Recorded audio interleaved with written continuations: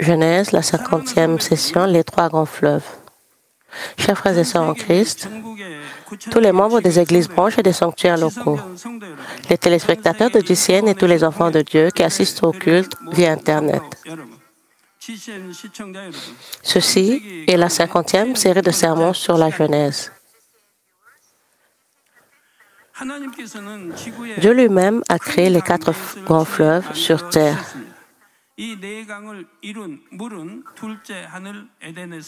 L'eau qui a formé ces rivières, ces fleuves, est descendue d'Éden dans le deuxième ciel. Dieu a ouvert les fenêtres du deuxième ciel et a versé l'eau à quatre endroits différents sur terre pour former les quatre grands fleuves. Au fil du temps, après les 6 jours de la création, d'autres fleuves se sont également formés naturellement. Mais quelle est la raison pour laquelle Dieu lui-même a spécifiquement créé ces quatre fleuves? C'est parce que ces quatre fleuves deviendraient la principale étape de la culture humaine et serviraient de berceau à la civilisation humaine. À partir de maintenant, laissez-moi vous expliquer brièvement la signification spirituelle et l'emplacement approximatif de ces quatre fleuves. Le sermon d'aujourd'hui est difficile. Vous devez donc l'écouter attentivement.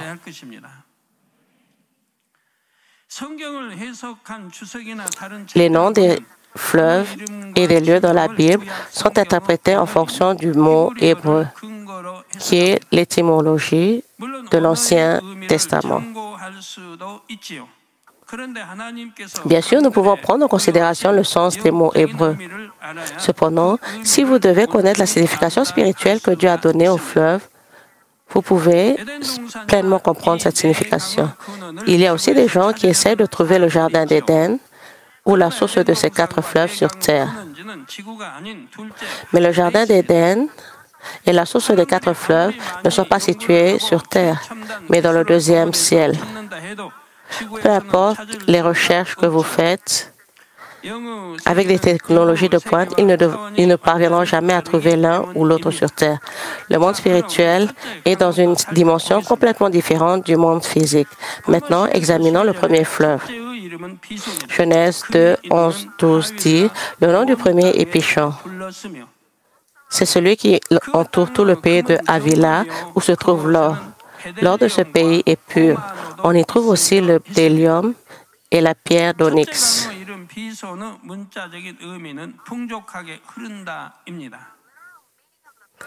La signification littérale du premier fleuve Pishon est de couler abondamment. Mais Dieu nous a expliqué que Pishon a aussi le sens de relier un continent à un autre et d'ouvrir une voie entre les continents. Si vous connaissez l'emplacement de Pishon, vous pouvez comprendre pourquoi Dieu a dit cela. Il est dit que Pishon entoure tout le pays de Havila. Havila est aujourd'hui près de l'Inde. L'Inde s'est formée autour du fleuve Indus, l'un des 4 berceaux de la civilisation. En regardant la carte, vous pouvez constater que le fleuve Indus se trouve dans la partie centrale entre l'Asie et l'Europe.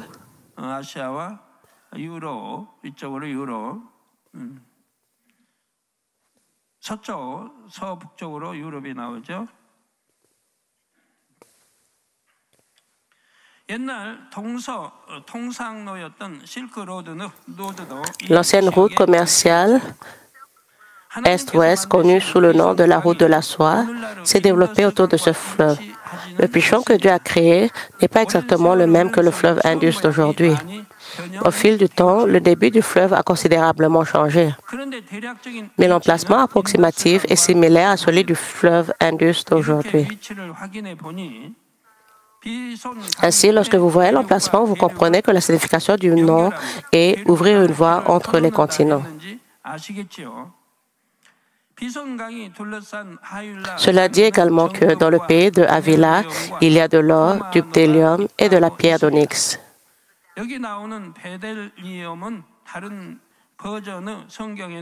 Ici, le bdellium est une épice précieuse. Joseph Un célèbre historien juif a également déclaré que le bdellium est une épice très chère provenant d'Inde, d'Arabie et de Babylone. La pierre d'onyx est une pierre précieuse. Avila était une terre où l'on produisait de l'or, des épices précieuses et des pierres précieuses. Alors pourquoi Dieu a-t-il écrit dans la Bible que le pays de Avila produisait de l'or, du bdellium et de la pierre d'onyx? Pourquoi la Bible rapporte-t-elle que ces pierres précieuses ont été trouvées dans ces terres? C'est pour préfigurer que cette terre serait un terrain fertile pour l'idolâtrie. Ici, un terrain fertile fait référence à un lieu où certains phénomènes, idées ou pouvoirs se développent et grandissent. Cette terre de Avila est le terreau de l'idolâtrie.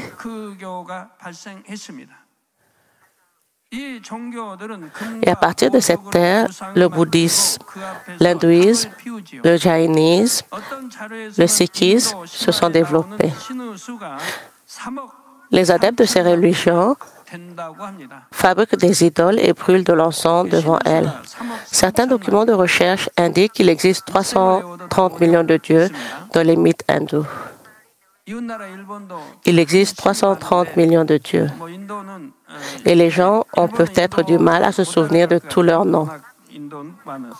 Le Japon compte également de nombreux dieux, mais leur nombre est faible comparé à celui de l'Inde, qui est pourtant un très grand pays. Il existe une multitude d'idoles.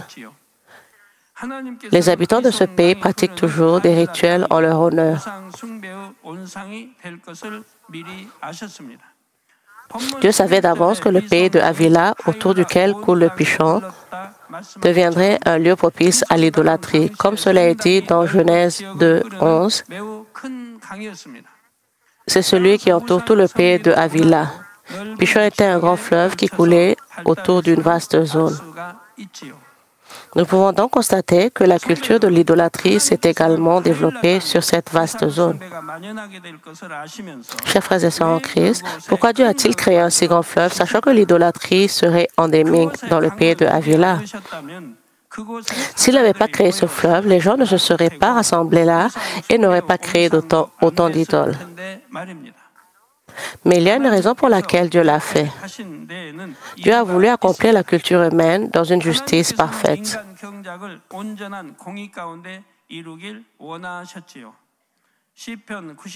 Le psaume 96, 4, 5 dit: « Car l'Éternel est grand et très digne de louange. Il est redoutable par-dessus tous les dieux. Car tous les dieux des peuples sont des idoles, et l'Éternel a fait les cieux. »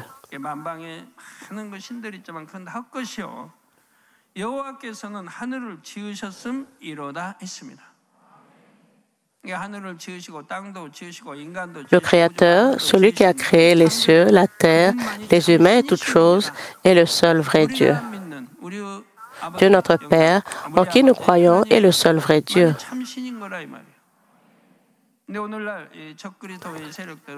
Cependant, aujourd'hui, les forces de l'Antéchrist tentent d'intégrer toutes les idoles en une seule.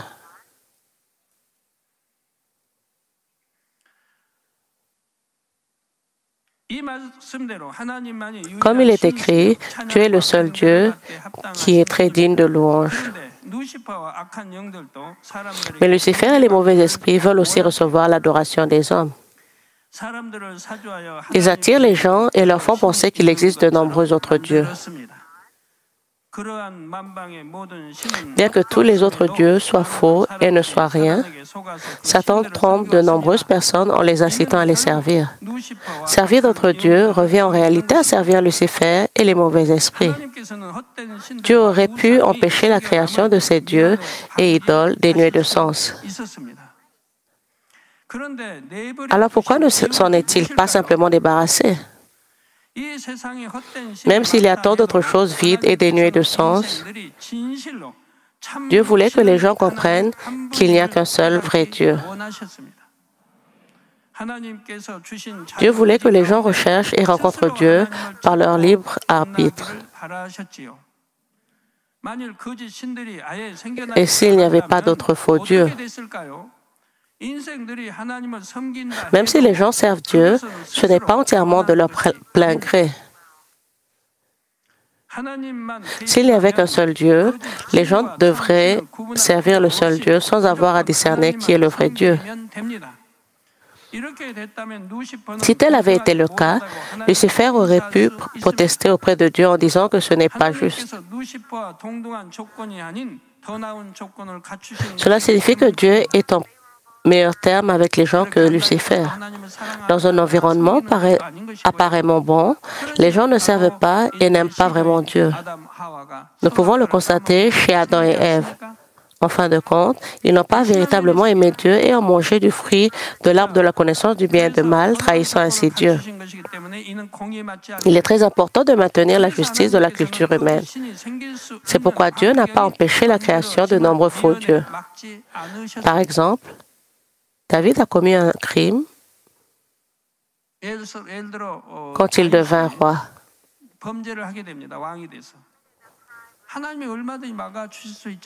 Dieu ne pouvait-il pas l'empêcher de faire le mal? Mais Dieu ne l'a pas fait. Pourquoi? Dieu aimait tant David, mais même si David aimait aussi Dieu, Dieu ne l'a pas protégé lorsqu'il a commis un crime. Le roi David l'avait compris en recevant des conseils. Mais quel en a été le résultat? Dieu l'a-t-il simplement observé? Le roi David est devenu un roi sanctifié qui a abandonné même la forme du mal à travers des épreuves rigoureuses. Il devint un roi qui n'aimait que Dieu de tout son cœur.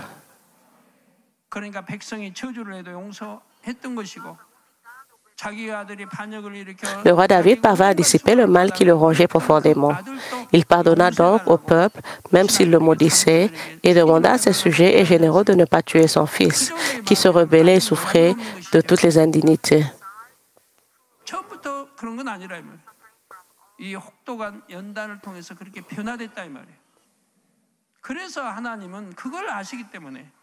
Il a suffisamment prouvé qu'il n'avait aucun mal dans son cœur. Cependant, il n'a pas été sanctifié ainsi dès le début.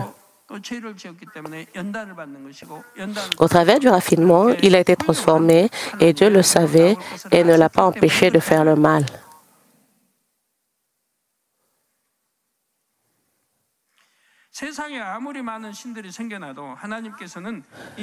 Dieu voulait que le peuple serve le seul vrai Dieu, même s'il avait tant de faux dieux.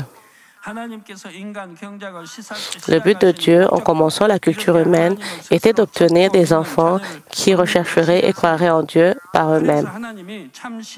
Il y a donc des gens qui réalisent que Dieu est le vrai Dieu et croient en lui. Mais il y en a aussi beaucoup qui adorent de faux dieux. L'idolâtrie prévalait parfois même parmi le peuple élu de Dieu, les Israélites.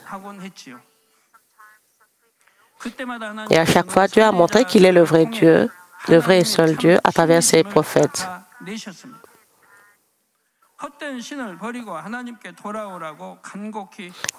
Il a supplié le peuple de se débarrasser des faux dieux et de revenir à lui. Dieu parlait aux Israélites parfois comme un père qui avait perdu son enfant et parfois comme un mari qui avait perdu sa femme. Ésaïe 1, 2, 3 dit « Cieux, écoutez, terre, prête l'oreille, car l'Éternel parle. J'ai nourri et élevé tes enfants, des enfants, mais ils se sont révoltés contre moi. Le bœuf connaît son possesseur, et l'âne la crèche de son maître. Israël ne connaît rien. Mon peuple n'a point d'intelligence. »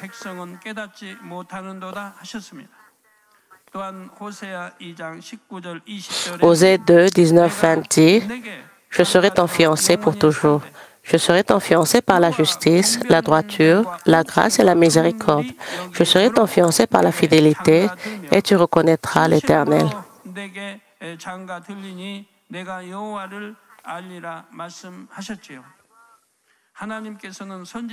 En donnant le message ci-dessus au peuple par l'intermédiaire des prophètes, il a également prouvé qu'il est le seul vrai Dieu, en montrant des œuvres étonnantes et puissantes.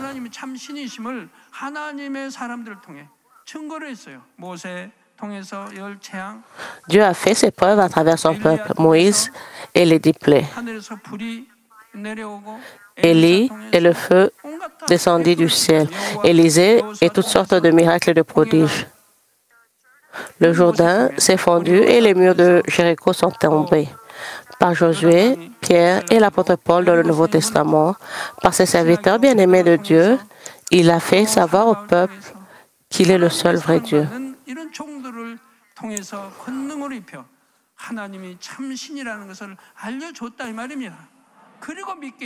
Ce n'est qu'à ce moment-là que les gens ont cru en Dieu et reconnu l'existence du ciel et de l'enfer. Dieu œuvre toujours à travers moi. À l'époque du roi Achab, alors que l'idolâtrie était la plus répandue, une bataille eut lieu pour montrer qui était le vrai Dieu. Élie se tenait seul face à 850 prêtres des dieux des gentils. Ils rivalisaient pour voir qui pourrait faire descendre le feu du ciel et brûler les sacrifices.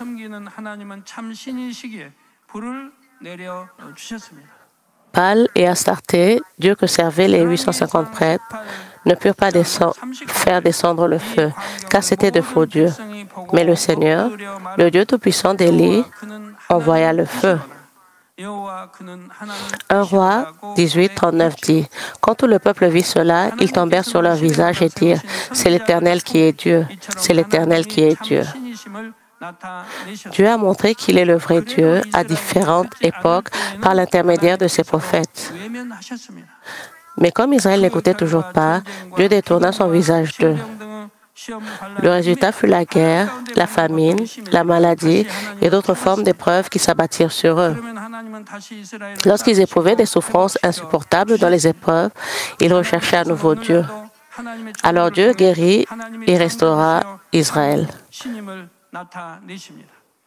Aujourd'hui encore, Dieu montre qu'il est le Créateur et le vrai Dieu à travers ses serviteurs.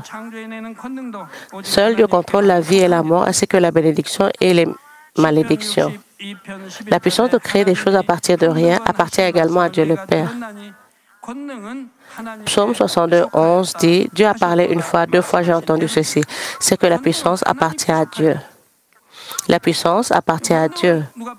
Si quelqu'un donne la puissance, elle vient de Dieu. Le don est la puissance de guérir les maladies. Il faut distinguer les fonctions. Elles ne sont pas du tout similaires. Mais comme les gens ignorent le royaume spirituel, ils pensent qu'elles sont similaires. Il ne serait pas logique de dire que Moïse, Élisée, Élie, Josué, Pierre ou l'apôtre Paul ont reçu le don de guérison ou de guérison divine.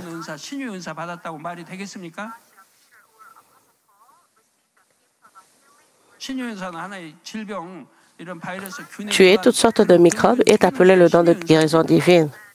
Mais ouvrir les yeux des aveugles et accomplir des œuvres de la création et des prodiges et des signes ne doivent pas être comparés au don de guérison divine.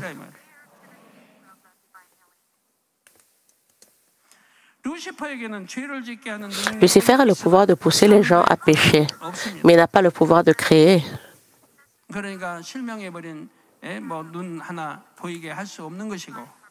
Malgré son pouvoir, elle ne peut pas rendre la vue à une personne aveugle, ni restaurer la vision normale de quelqu'un simplement par une seule prière.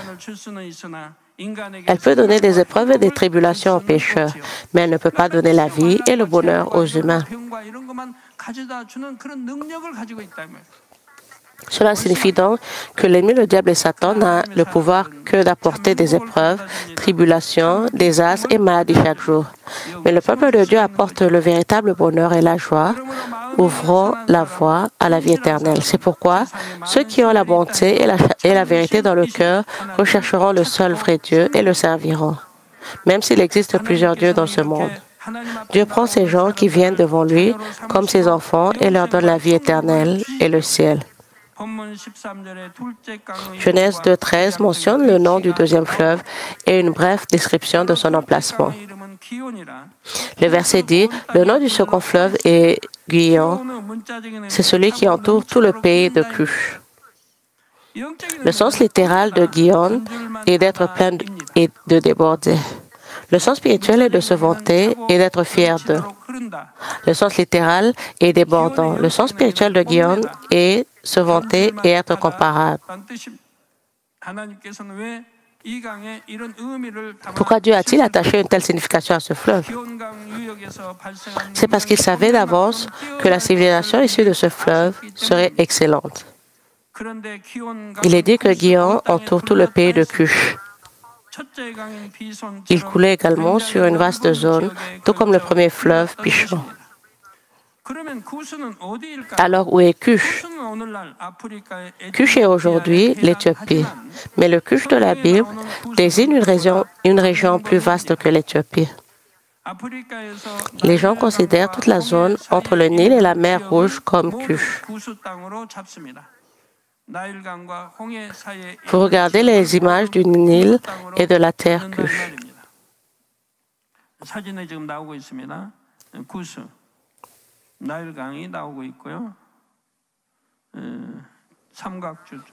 Vous pouvez voir le Nil. Cette mer qui s'enfonce comme une botte est la mer Rouge. La zone bleue représente la mer Méditerranéenne. La zone en forme de triangle représente le delta et la terre du Nil représente l'Égypte de la Bible. Si vous traversez la mer Rouge, vous verrez le désert et le mont Sinaï. Et si vous montez plus haut, vous verrez la mer morte.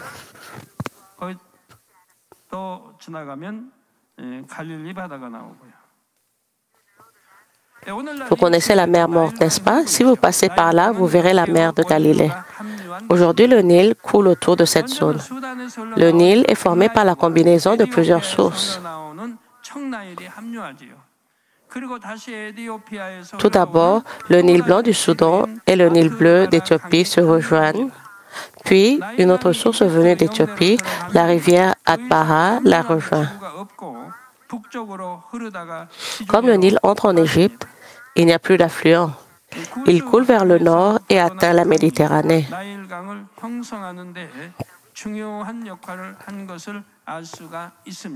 Nous pouvons voir que le fleuve provenant de Cush est une source importante du Nil. Ici, le fleuve qui part de Cush est le Gihon dans la Bible.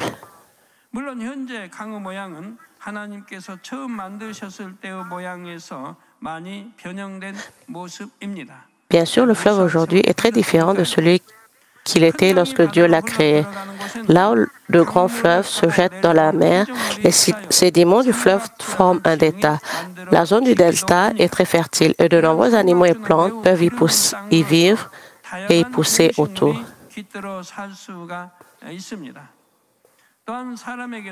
Cela est également très utile aux hommes et surtout très bon pour l'agriculture. Cela y a beaucoup d'eau douce et cela est également proche de la mer. C'est pourquoi les villes et les civilisations se sont formées autour des zones deltaïques. Et le delta du Nil est le plus grand du monde.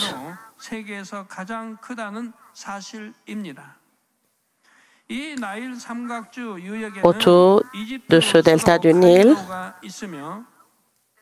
se trouve le Caire, la capitale de l'Égypte, ainsi qu'Alexandrie, la deuxième plus grande ville d'Égypte. De plus, la civilisation égyptienne est la plus ancienne civilisation du monde. On dit que cette civilisation a commencé vers 3200 avant Jésus-Christ et a prospéré pendant environ 3000 ans. Cette civilisation égyptienne avait une civilisation plus splendide que n'importe quelle autre sur Terre. Nous pouvons donc voir quelques vestiges étonnants de la civilisation égyptienne. Les plus célèbres sont les pyramides et le Sphinx.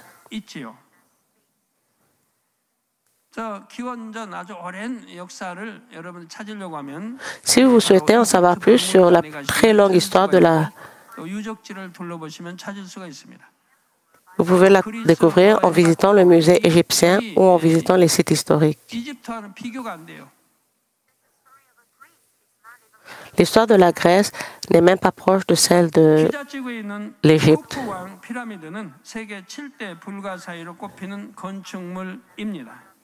L'histoire de la Grèce n'est même pas proche de celle de l'Égypte. La soi-disant pyramide de Khufu est une structure qui est l'une des 7 merveilles du monde. En plus de cette pyramide, il existe plus de 80 pyramides en Égypte.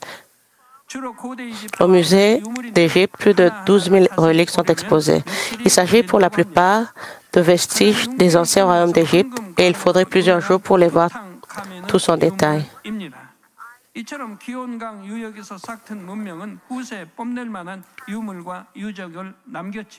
L'une des reliques les plus captivantes est celle de Toutankhamon, qui est le célèbre masque en or. La civilisation qui s'est développée autour de Kéops a laissé de nombreuses reliques et de vestiges précieux qui peuvent être connus. Dieu a connu ce fait d'avance et a donné ce nom Kéops à ce fleuve qui signifie se vanter et être fier d'eux. Il y avait une bonne raison pour laquelle des structures mystérieuses telles que les pyramides et le sphinx ont été construites ici et la civilisation a pu se développer de manière exceptionnelle. Si vous avez visité le sphinx ou les pyramides et regardez attentivement, vous pouvez voir que même s'ils ont été construits il y a des milliers d'années, ils ont été construits de cette façon sans qu'un seul clou n'ait été enfoncé et ils tiennent toujours fermement debout, peu importe combien de temps ils ont été confrontés à des vents forts. Si vous regardez à l'intérieur du sphinx, vous pouvez voir à quel point il est développé géométriquement.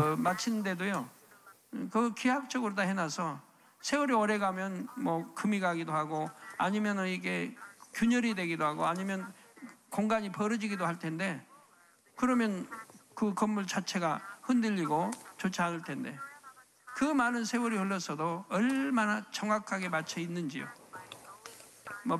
Si vous regardez, ces édifices sont construits de manière géométrique et merveilleuse, comme s'ils avaient été mesurés à la règle, sans fissure ni interstice, même après d'innombrables années. Vous pouvez constater ces faits étonnants en visitant l'intérieur du sphinx. C'est parce que cette zone a une relation étroite avec Adam, qui vivait dans le jardin d'Éden. Je vous expliquerai cela en détail plus tard. Chers frères et sœurs en Christ, maintenant, laissez-moi vous expliquer ce qu'est le troisième fleuve. Genèse 2:14 dit, le nom du troisième est Hiddekel. C'est celui qui coule à l'orient de la Syrie. Le quatrième fleuve, c'est l'Euphrate. Le nombre tigre en hébreu est Hiddekel. Hiddekel signifie littéralement couler aussi vite qu'une flèche. Mais Dieu dit que ce nom a spirituellement le sens d'être stérile et dérangé. Pourquoi cela a-t-il une telle signification? C'est à cause des relations d'Israël avec les nations qui se sont formées autour du fleuve. Il est dit que le Tigre coule à l'orient de la Syrie. Le Tigre prend aujourd'hui sa source en Turquie, traverse l'Irak et se jette dans le golfe Persique.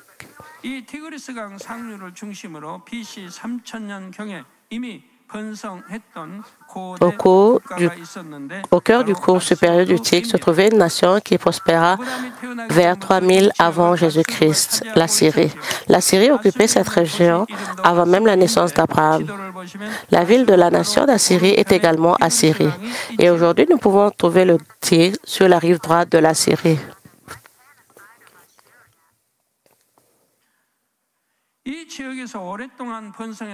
Cette nation assyrienne prospéra dans cette région pendant longtemps et conquit le nord d'Israël vers 721 avant Jésus-Christ.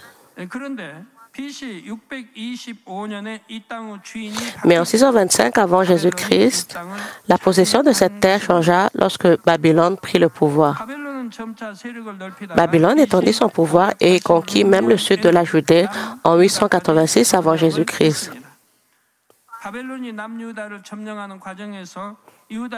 Lorsque Babylone avait conquis le sud de Juda, les exilés furent emmenés à Babylone à 3 reprises. L'un des exilés était Daniel.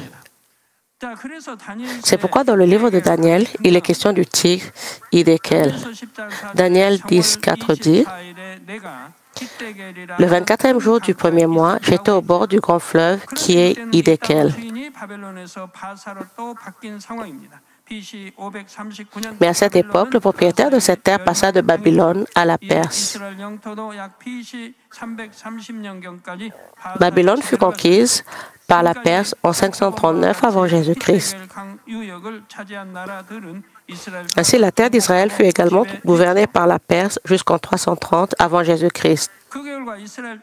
Comme expliqué ci-dessus, les nations qui ont conquis cette terre autour du Tigre ont conquis et gouverné Israël. En conséquence, la terre d'Israël est devenue aujourd'hui une terre aride et sèche. Israël est également toujours en conflit avec les pays riverains du Tigre. Aujourd'hui, l'Irak se situe dans cette zone. Dieu savait d'avance quel genre de relation Israël aurait avec les pays qui prendraient le contrôle de la région autour du Tigre. Bien sûr, lorsque Dieu a créé Hiddekel pour la première fois, il était très différent du Tigre d'aujourd'hui. Mais compte tenu de toutes les circonstances, nous pouvons voir que Hiddekel n'était pas si loin de l'emplacement autour du Tigre. Laissez-moi conclure le message. Nous avons examiné 3 des 4 fleuves que Dieu a créés. La plupart des gens ne savent pas que les eaux de l'Éden, le deuxième ciel, se sont déversées sur cette terre et ont formé 4 fleuves. Même les érudits bibliques interprètent la Bible littéralement et pensent que le jardin d'Éden doit se trouver quelque part autour de ces 4 fleuves. Cela m'attriste de voir les gens rechercher le jardin d'Éden uniquement sur terre. S'ils s'appuient sur Dieu, prient à Dieu et le lui demandent, il leur inspirera certainement. Lors du déluge de Noé, une fenêtre s'est ouverte dans le ciel et la pluie s'est mise à tomber. Oui, cela couvre même les plus hautes montagnes de la terre.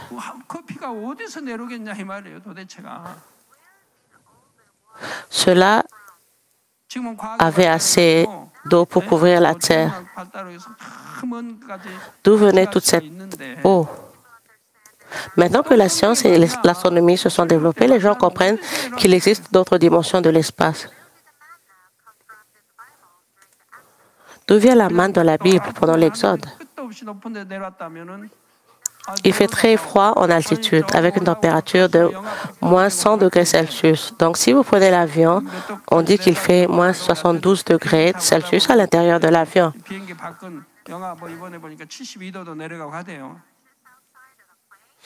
Mais comment la manne est-elle descendue? Si la manne était descendue du ciel, elle serait tombée, gelée et brisée.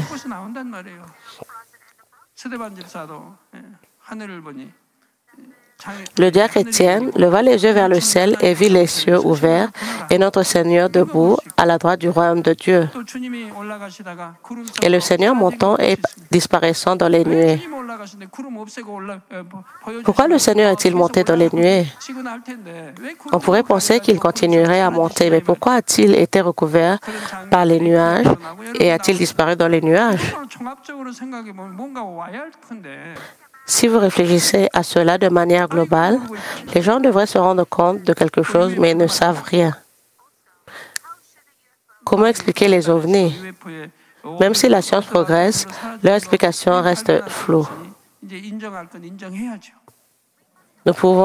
Nous devons reconnaître qu'il existe un monde spirituel.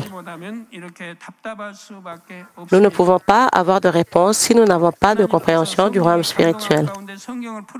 C'est quelque chose pour lequel nous devons être très reconnaissants que Dieu nous explique les détails de la Bible.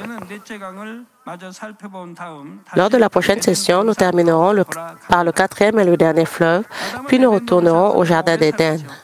Adam a vécu dans le Jardin d'Éden pendant très longtemps. Je vais vous expliquer quelques incidents qui ont eu lieu au cours de ces longues années et qui ont un rapport avec cette terre. Par exemple, les secrets des dinosaures et des pyramides seront dévoilés. Les choses spirituelles que Dieu nous dévoile et nous enseigne sont mystérieuses. J'espère que vous les comprendrez bien et que vous en ferez votre pain spirituel. Ce faisant, puissiez-vous devenir un véritable enfant de Dieu, spirituellement bien éduqué, et partager votre cœur avec Dieu le Père. Au nom du Seigneur Jésus-Christ, je prie. 주님의 이름으로 축원합니다. Amen.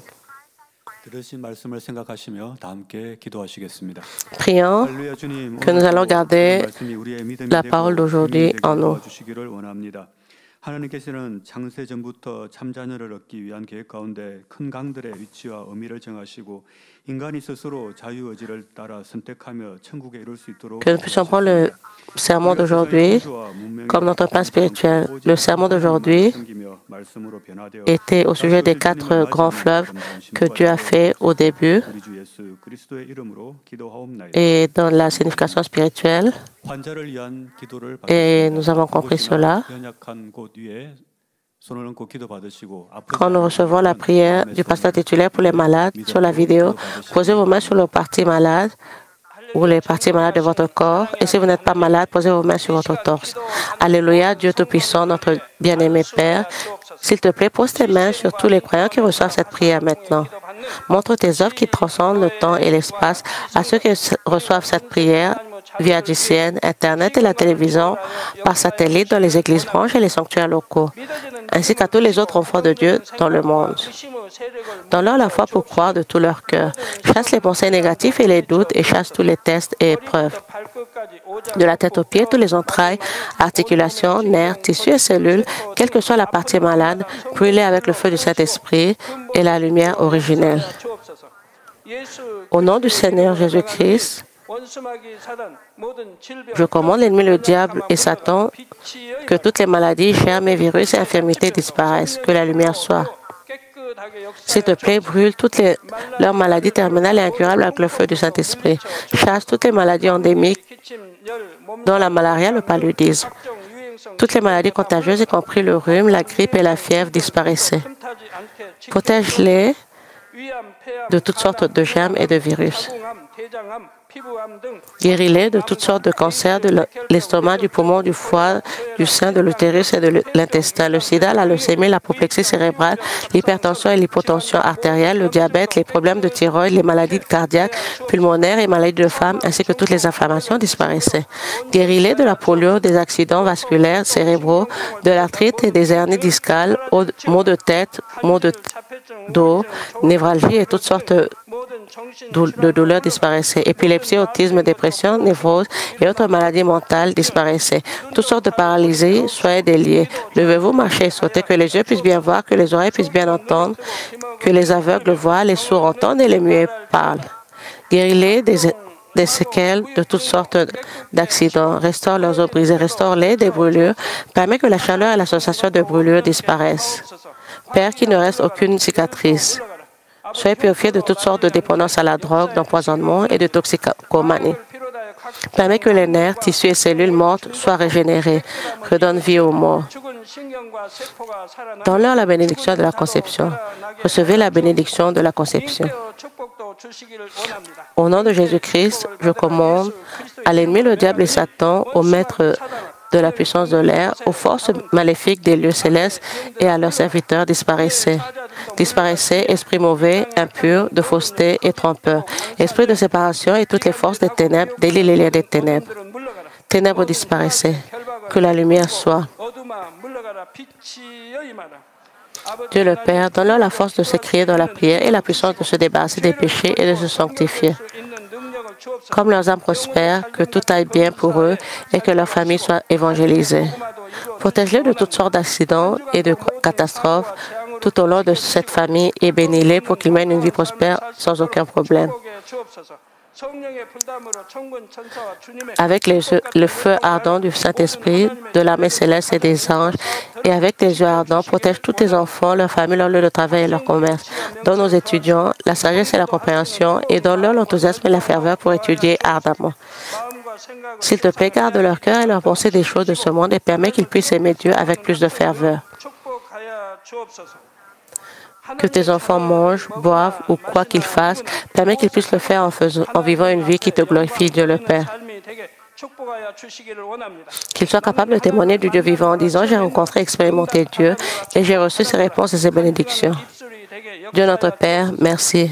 Sois glorifié toi seul. Au nom de notre Seigneur Jésus-Christ, j'ai ainsi prié. 아멘. 아멘.